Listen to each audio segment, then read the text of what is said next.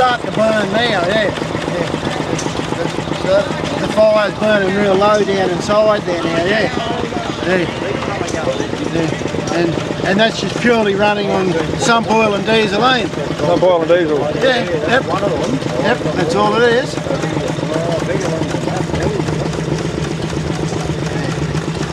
And she's away.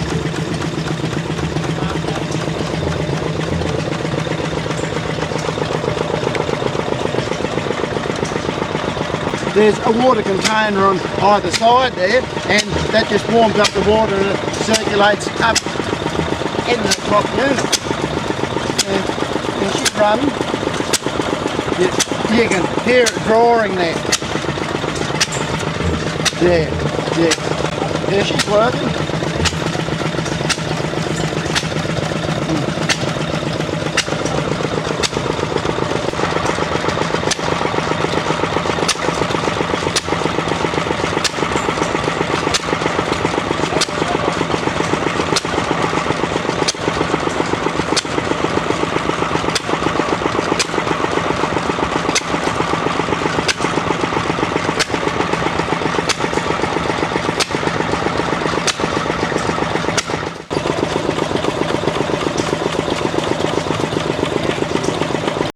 This engine is a Lister N, made in England. It's a 7 horsepower, one of the largest engines in its range. It was found on a property at Oxton Downs, which is near Julia Creek. It ran the shearing plant there for many years before being ceremoniously dumped in the dump, where it was resurrected, restored back to its original condition as you see it here at the moment. This particular engine is also an English-made Lister.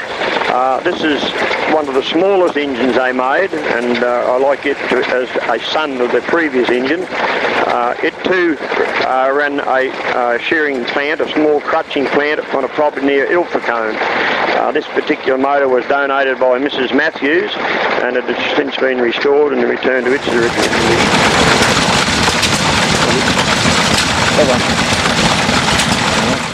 This is a little Lister A that I got from Chinchilla, restored by me and Tom Harrington. He helped me out. I'm first motor I've ever done. It's a 1940 Lister Junior. It would have powered a small milking machine or a little generator. Yeah, that's about it. This is an Australian-built engine, a Buzzycott, made in 1928. It came in a reasonable condition from a place near Corindi in northern western New South Wales. Was used mainly on small farm duties, as in chaff cutting, water pumping, etc. This associated 3-mule team was manufactured by the IRA USA in April 1916. It was in real good condition when I obtained it and was used to run a shearing shed on a property on the Victoria-New South Wales border. A 1923 model International M. It's a model famous, a 6 horsepower engine that was used to run the shearing shed on a property near Barcaldine in central western Queensland. It was in very poor shape, been recovered from the local property dump, been restored to its original condition.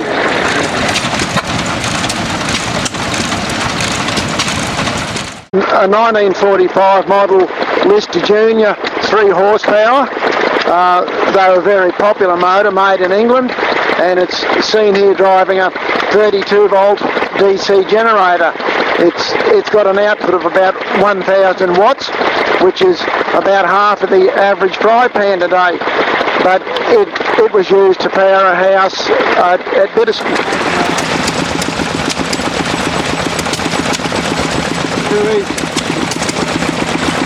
An ATC Southern Cross made here in Toowoomba by the founders in the 50s. Got out of the dairy out Primaroo way, brought it home and reconditioned it. It's the old Fuller and Johnson over there. I purchased from the barnyard out Chinchilla. It was all in pieces and all rusty. I brought it home and cleaned it up and reconditioned it and got it in going order, and it's been at a few rallies now, going quite well.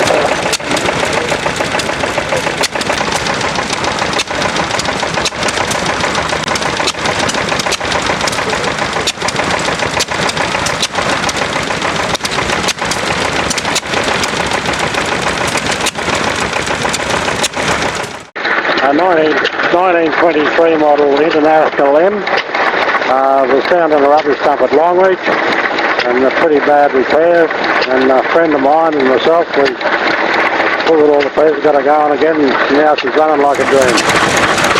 This little engine is a 1918 Mogul. They were a forerunner to the M type, and it was purchased in Melbourne, turned up here in a butter box in a million pieces, and I give it to Jeff Klein to fix, and now she's here at that rally running beautifully. Jeff Klein here. This is a 6 horsepower M-Type International that picked up out of a rubbish dump at Mergen. It had a beehive in it, probably the only reason it was still there. And the next engine I got, there's a 3 horsepower M-Type International. It was a local engine from the Yandilla area near Millmerran.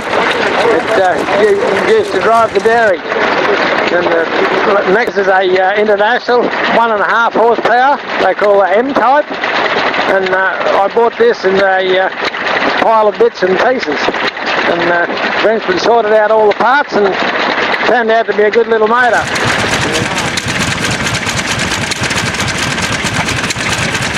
This is a Reading motor built by Reading Brothers at Bangalow in New South Wales. It's approximately a 1931 model, which went to Glen's property at north of Moree, and was used for 80 years. It was in that shed until I brought it out in I think it was 2011, and it drove a 4-stand shearing shed. There were approximately 300 of these motors made totally, different sizes, from probably 1.5 horsepower through to somewhere about 10. There were some bigger, 2 or 3 bigger ones as well, but they were the main ones. Quite a reliable engine, very heavy, very heavily built, but it's a credit to the manufacturers. This is a Cooper 2-stand shearing plant. It's an XC model. It was made by the Sunbeam Corporation in Australia. Not exactly sure of its year, but it's 900 revs per minute and a 3 horsepower. It was used in the shearing industry in the northwest of Victoria. I bought it at a sale at Dimboola in July 2012. We now go on to Austral. It's once again a 1.5 no, it's a 2 horsepower. This is 1,000 revs per minute. Built by Ronaldson and Tippin in Ballarat, Victoria. Most of these, with the big flywheel on them like this, were used to drive concrete mixers. This is a John Deere, we'll call it John Deere Series 3. It's a 1.5 horsepower low tension engine, which was imported from the United States. I believe there were no distributors in Australia at the time, and or at any stage. So these all come from America. Very reliable motor. My name's Shane Volk. I'm with the Toowoomba and District Oil Machinery Society. We're here looking at a Y model Southern Cross engine, which were built here in Toowoomba, down at the Toowoomba Foundry. This engine was built back in 1937. It was the first diesel engine they actually designed and built at the Toowoomba Foundry. They made 374 of these engines, and then after that they started building the YB, which is this engine over here. This YB was a very popular engine. They used them for milking machines in the dairies, lighting, driving generators, which this one is doing. It's driving a 32 volt generator, which produced enough for lighting and that sort of thing. the YB. Like I say, there was quite a number of those produced. They started in about 1935 producing those. Okay, thank you.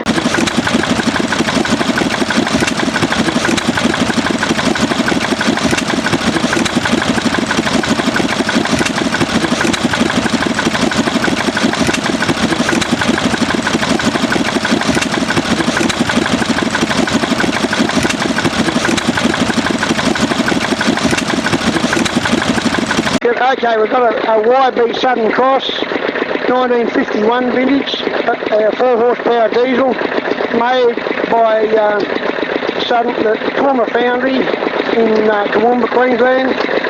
Now this motor would have been new, shipped down to a distributor at Bordertown in South Australia. It was then purchased to run a shearing shed in Caniva in Western Victoria, very close to the border. I purchased it straight out of the shearing shed. As you see it there, the original tooling tank, the original fuel tank, and the motor in good running condition. Very rare to find them like that.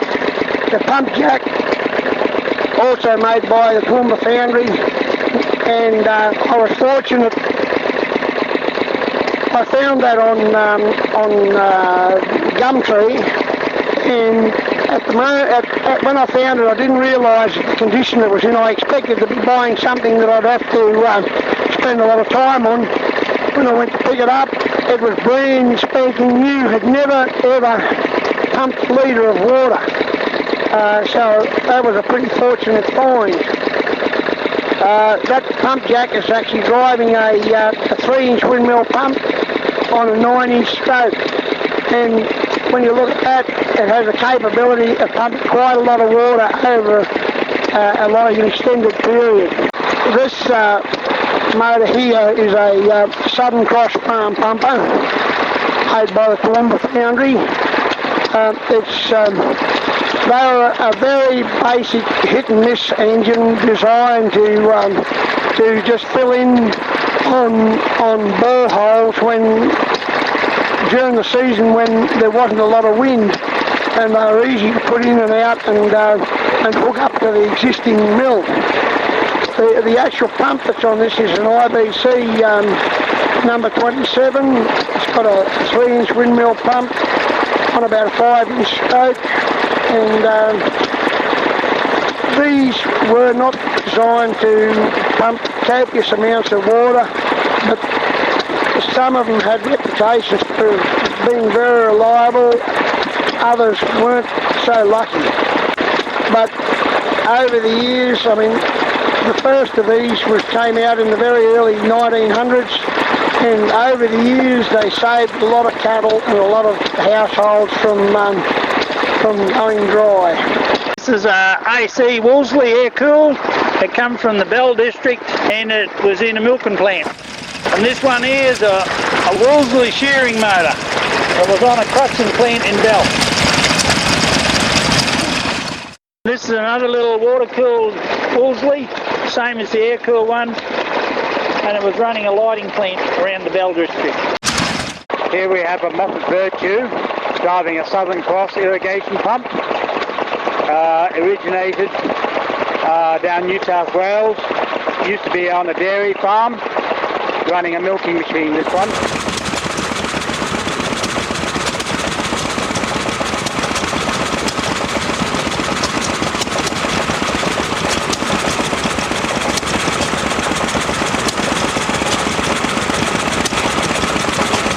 Here we have a Lister D, 1946, driving a little Ajax water pump, originated from the Gympie area.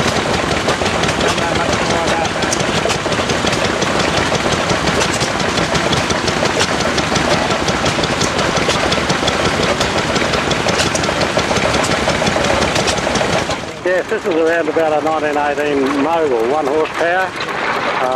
It was purchased in Melbourne. I don't know much about the history of it, but Jeff Klein, he done quite a bit of work on it and has now got it going for me. It's quite a nice little engine. This is a 1922 Ronaldson Tippett Austral oil engine. Runs on kerosene, it's lamp start, and is 6 horsepower. It was originally sold and went to Ilfrestone out of Mackay, and was used mainly to pump water. It was originally on original Austral transporter that has been since taken off and is mounted in the stationary position, and it has since later been fitted to a Campbell transporter just for easing of moving it around.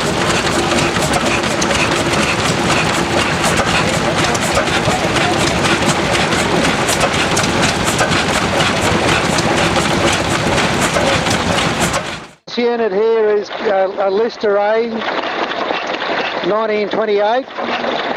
Was sold 1928 to Cudahy's up in the Bunyas, and they sold it the next door neighbour in 1948, Corley's. And then in 2004 was then sold to a retired senior sergeant of police, and I assisted with him with restoring it. So then I bought it off him. So that's the story of that one. It's still going strong. This one over here is a Dunlight Lister 32 volt lighting plant. The 32 volt lighting plants were very popular throughout rural Queensland, or probably rural Australia, but anyway in Queensland, to supply power to the farmhouses. That was their only source of power. That one is a Lister D of 1952 with a Dunlight 32 volt plant. I restored it about 4 or 5 years ago, and it works quite well. We used to go to Dolby old machinery days back in the about 68. And when we're coming back from there one day, I decided that's what I'd like to do, collect old engines. And this is the first one I thought of, because my dad belonged to it, and then he sold it to another guy to pump water, and all this thing ever did was cut wood for the stove at the house. And so I went and got this one. But we only got it going last year or the year before, I think it was, because it needed a lot of brass was all gone off it, and a lot of things had to be made.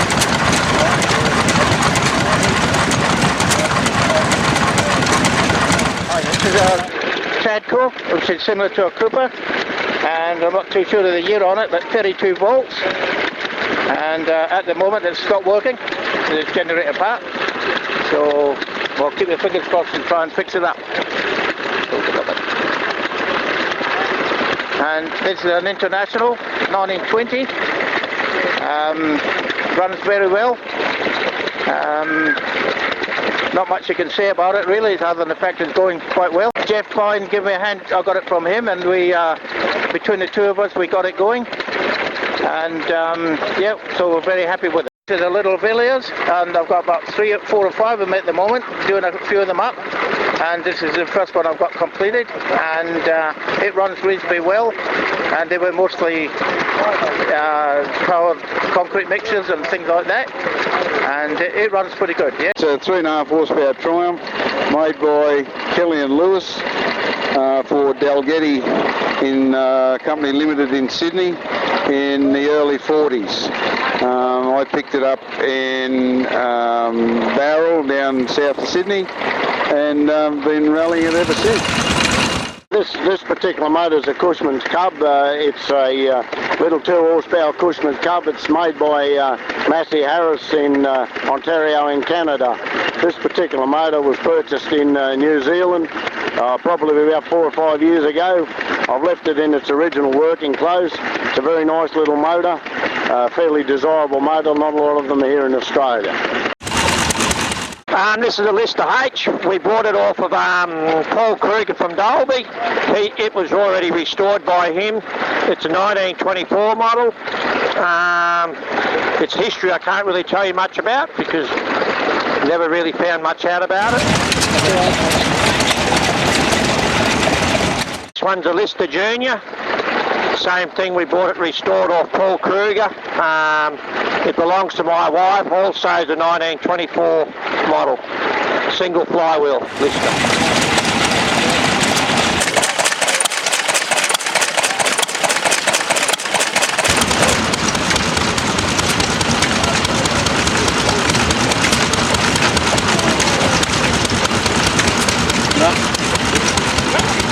This engine here is a half-size Rosebery. You can buy it as a casting kit and then machine it all up. It takes a few months.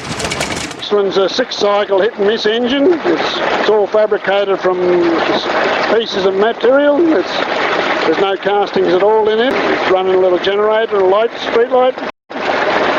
Next one's another half-size Rosebery. It's all been fabricated. There's only castings is the flywheels.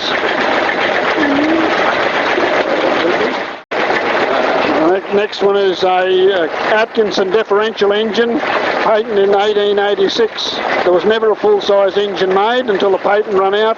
Somebody got the drawings and done a scale model. And this one here is a quarter-scale Austral made in Ballarat. The full size was in 1910, and I made the scale model of it. It took me 3.5 years to build that. Now this is a vertical steam engine. Today we're running it on compressed air.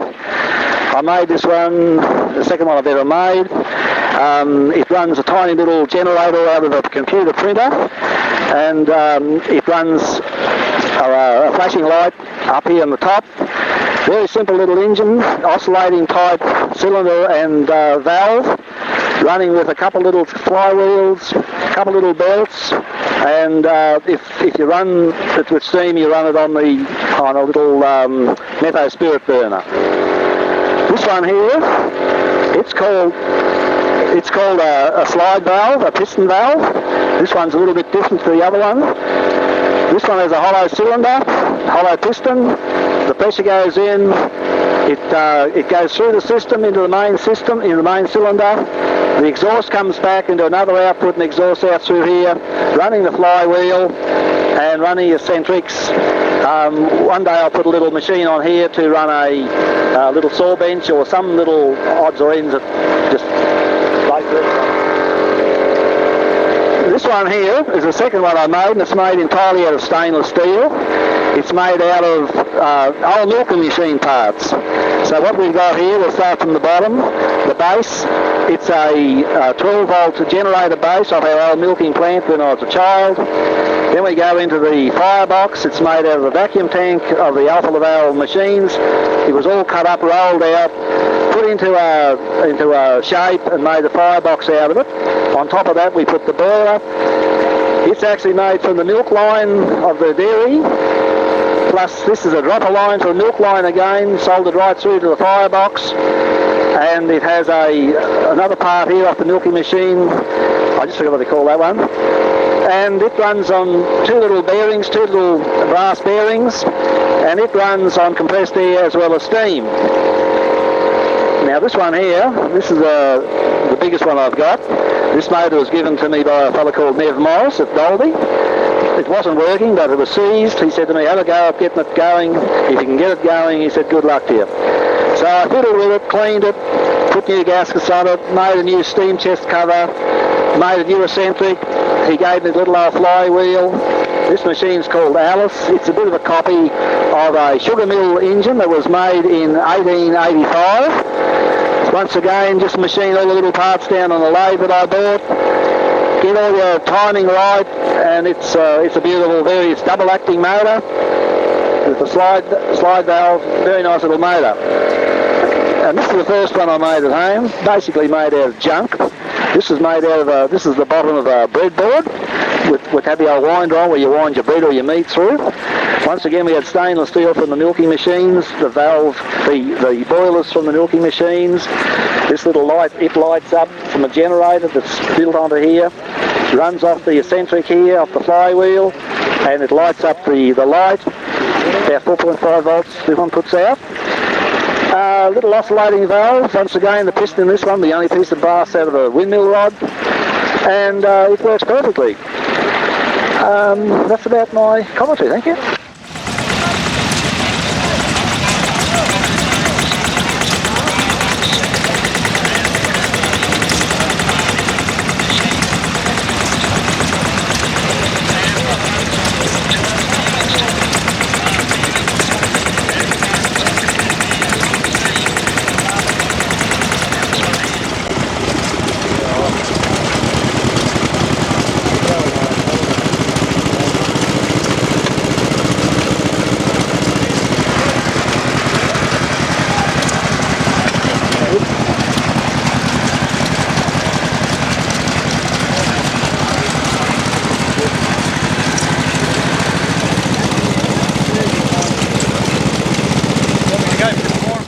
My name's Arthur Hassan, and I've built this quarter-size Waterloo Boy tractor. Waterloo Boy tractors were the first series of tractors sold by John Deere, and they had them for quite a few years before they started on their original Model D tractor. Everything is quarter size, it's all fabricated, the only castings are the ring gears in the back wheels. The radiator core is a piece out of a Toyota Camry radiator, and I've made the top and bottom tanks for it. The mud guards are made out of sheet metal from the sides of computer cases, and I made rollers up to roll the beading in them, rolled the fuel tank, had to make dies to press the ends of the fuel tank and the seat. Had quite a bit of trouble pressing the seat. I had to have several goes with the die to get that right. It's a two-cylinder engine with uneven firing, so it fires on one, fires on two, then it exhausts on one, exhausts on two, so it's got a throb to the sound of it. And it's got a 2 forward speeds, reverse and a differential bit in the transmission. I made all my own gear cutters, cut all my own gears for it. The heaviest all-up load that it's pulled is 243 kilograms. The tractor itself's 45 kilograms. The trailer's 35. I weigh 70. And the sign writer weighed 93, so that's 243 kilograms. And it was pulling us up our backyard, which is a 1 in 10 slope. The cleats on the wheels were just loosening up the grass, and when I got to the top of the yard where I had to turn, the front wheels were just floating along the ground, so I had to grab the mud guards to steer. I should be able to get sparks 30 millimetres long, but not behaving very well today. What do you mean? You moved your... Yeah. Bending it. Biggest spark as I can get today.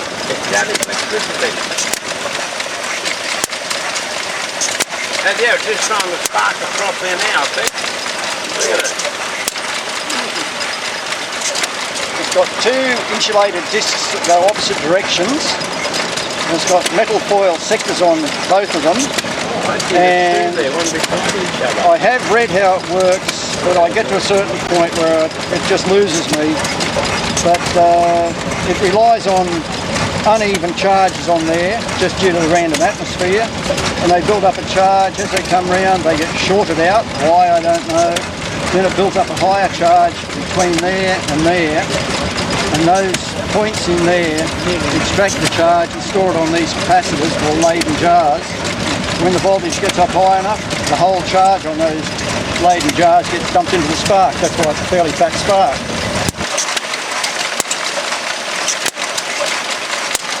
This red engine is a Galloway engine. It's a 1/3 scale of an American 2.5 horsepower Galloway. So that's the second engine I've made, and it's fully fabricated except for the flywheels. All the base of it and the hopper and all that type of thing is pieces of steel that have been cut and shaped and welded together, and all the smaller pieces have been silver soldered on. It doesn't have a spark plug, it has a low tension igniter in it.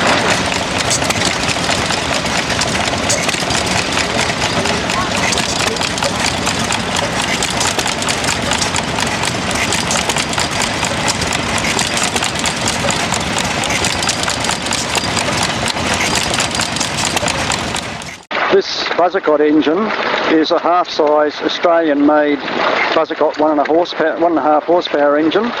That's the first engine I ever made. I was given a set of castings for it when I retired, and I machined it up. The set of castings is quite basic, but by the time you've made everything up, there's about 183 parts altogether in it. It's now had over 950 hours of running at shows and rallies. Still has excellent compression, no wear in the bearings.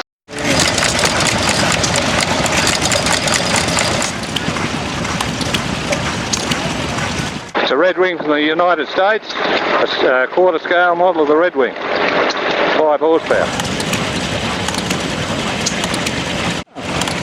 Well, that's a little 1.5 horsepower International M, and they made thousands of these machines in Chicago in USA, and it's driving a little Apollo dairy pump, which was used to pump skim milk away for the pigs and the calves to drink. It's operating at pretty slow revs at the moment, but that's enough for display purposes. This engine here is a Bradford engine. It's an English engine, and it originally come from New South Wales, and it was used on a small vegetable farm to pump water in around the 1930s. And yeah, they were just a general farm engine, and that's what it was used for. So, well, I acquired it and done it up a bit, and here it is running today. This one here is a 1.5 horsepower Emu. It's a water-cooled engine, petrol is the fuel, and it was used primarily for farm duties like chaff cutting and grain grinding and stuff like that on the farm wherever you wanted portable power.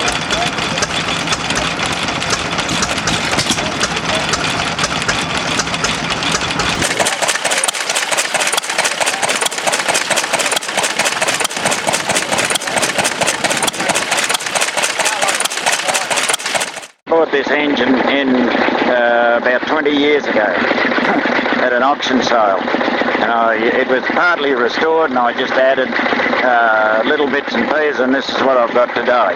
So it's been a very reliable machine.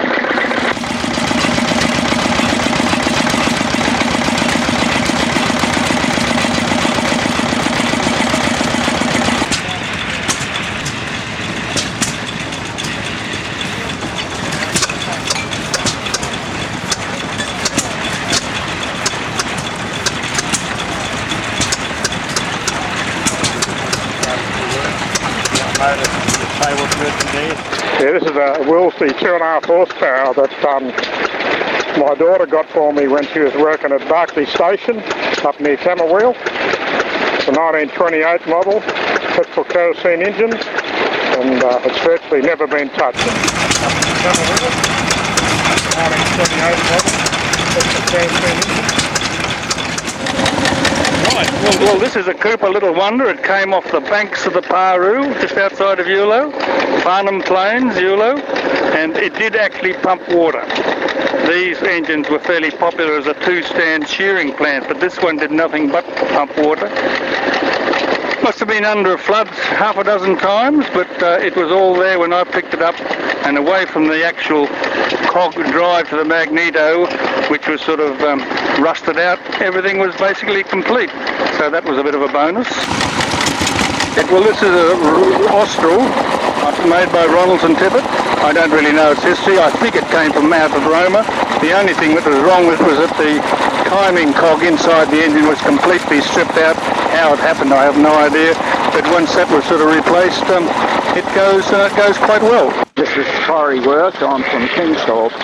Now today at the rally I have a very rare machine. It's actually a Massive Harris pumpkin slicer.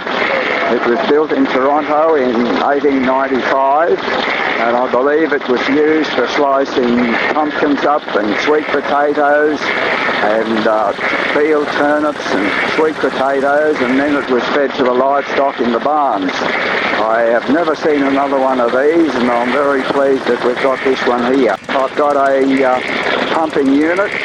It's driven by a Moffat Virtue 3 horsepower petrol engine, and this engine was used in our dairy farm and as a auxiliary motor for milk cows when the power went off.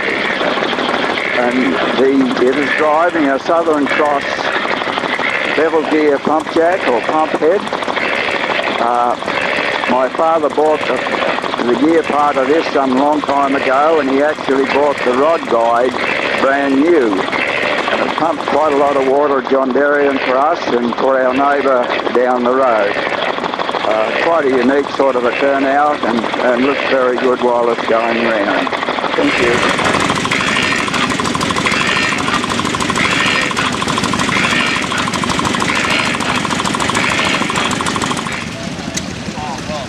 Yeah, I'm Neville from Boona, TADOMS Club. I've got a Mobilco walk-behind slasher. I still use it occasionally on the farm, and yeah, it's very handy. I've cut saplings down with it and cleared fire breaks and that sort of thing. Yeah, we've got a little Howard hoe, and I used it the other day to dig up my rose bed and worked really well.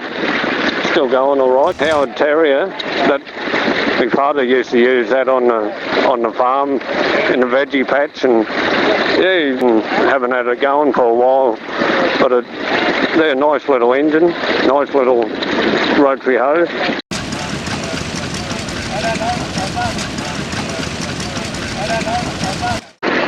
Yeah, we've got a Villiers petrol engine driving a gear pump. They were used for spraying cattle or spraying weeds or that sort of thing. I've just got it circulating water. Yeah, it's a good little unit.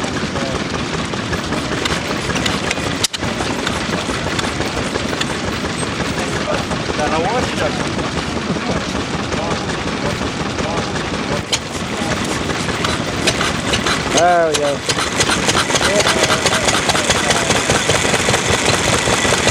This engine comes from Terrell, New South Wales, which is at Burke. I got it off my grandfather. It's a Lister A model.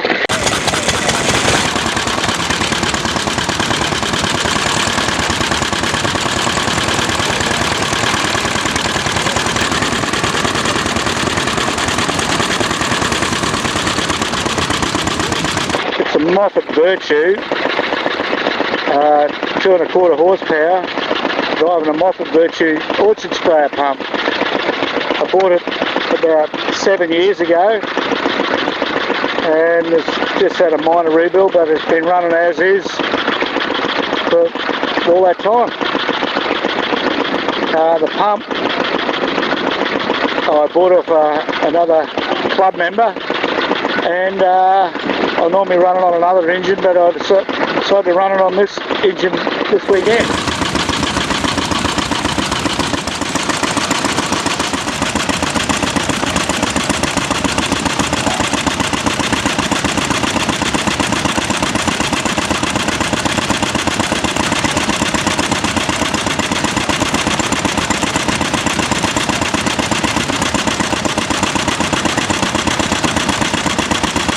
The pump is a pre-1940 centrifugal pump made by Super Rapid. They were sold out at the end of the 30s to Ajax water pumps. The engine is a McCormick Deering made by International Harvester. At the moment it is running on kerosene. It was found at a farm out of Dalby and restored from there, and it's quite a nice engine. This water pump here is a IBC water pump made in the 50s.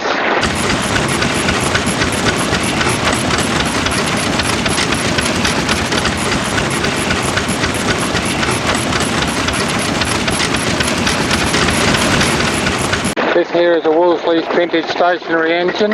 It was found at Coburn Farm up at Canungra with another Wolseley 7 horsepower. This one here is a petrol only. They're very nice engines, these, beautiful.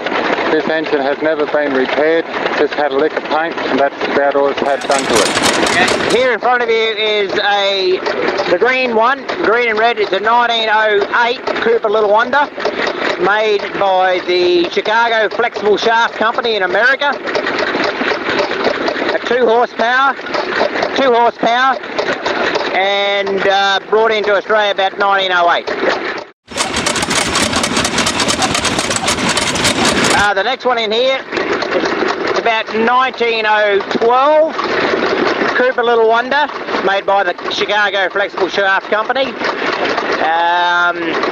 horsepower. It's one of the early Cooper Little Wonders made for shearing plants.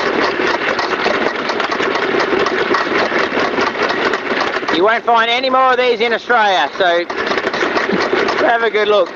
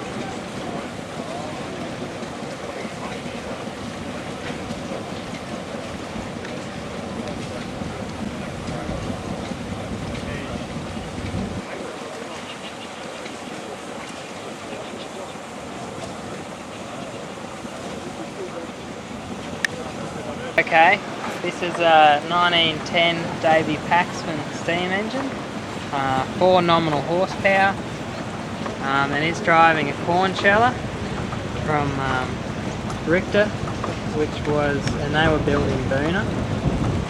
So you put the whole cob of corn in, it goes up that little chute there, and then you just get the kernels out and all the trash out the back.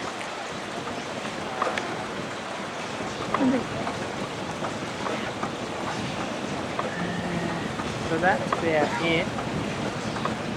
The steam engine's from England originally, it was made there. I acquired the steam engine last September, just over a year ago, and got it restored to running order in January this year, 2014.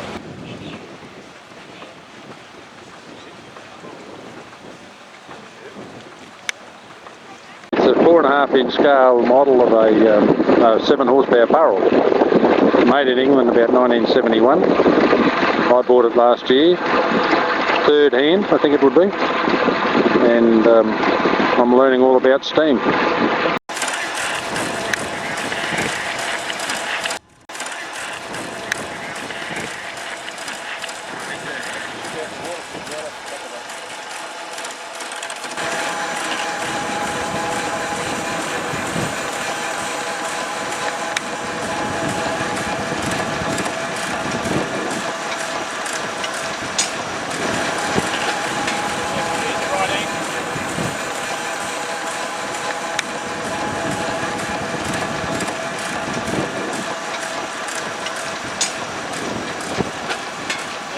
Right angle.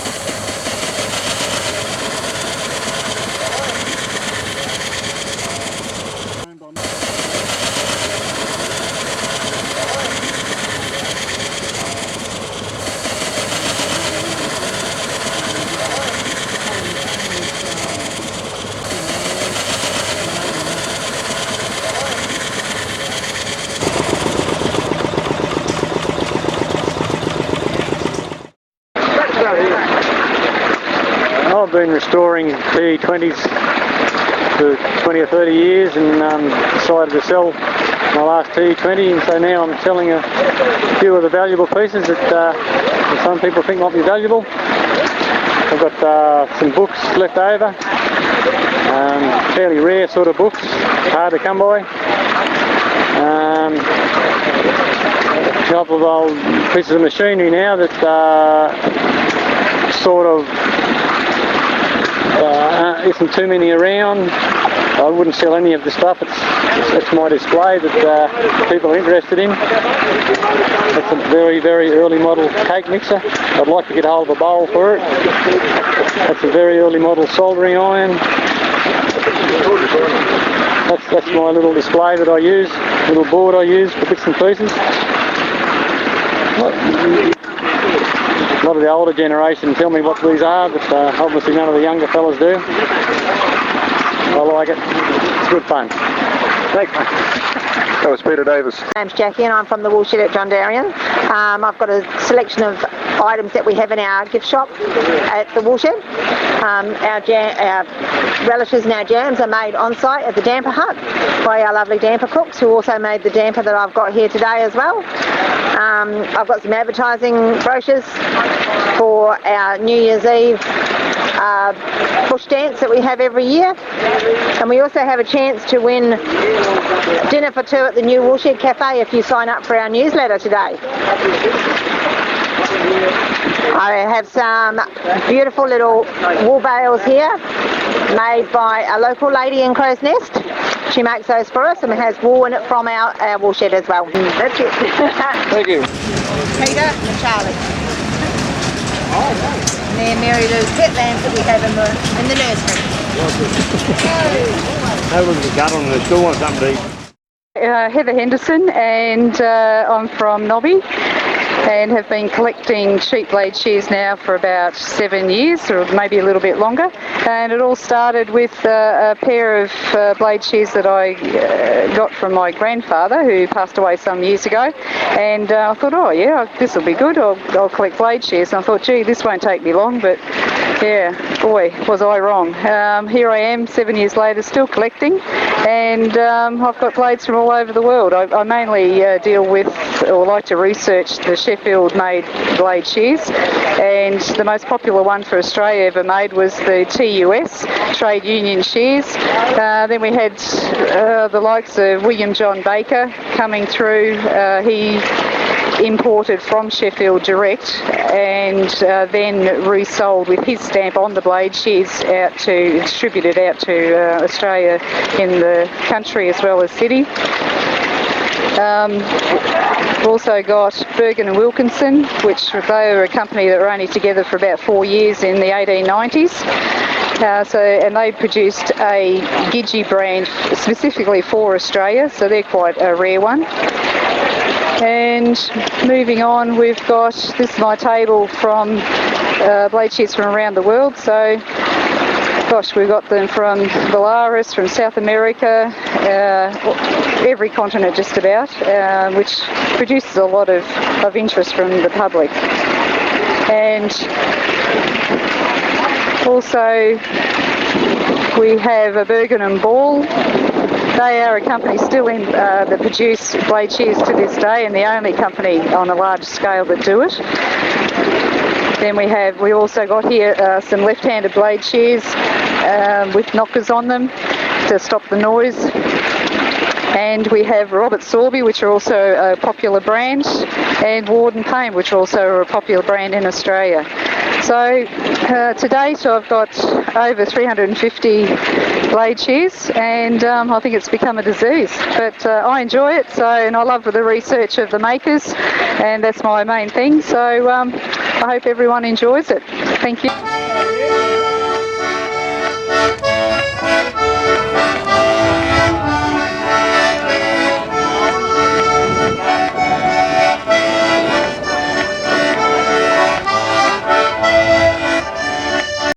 Faye Telford. Just on our Oakey Historical Museum Society display thing for the TADOMS this year, we've got two different sorts of cylinder push mowers. The next is an Allard Oxford sickle mower for longer grasses.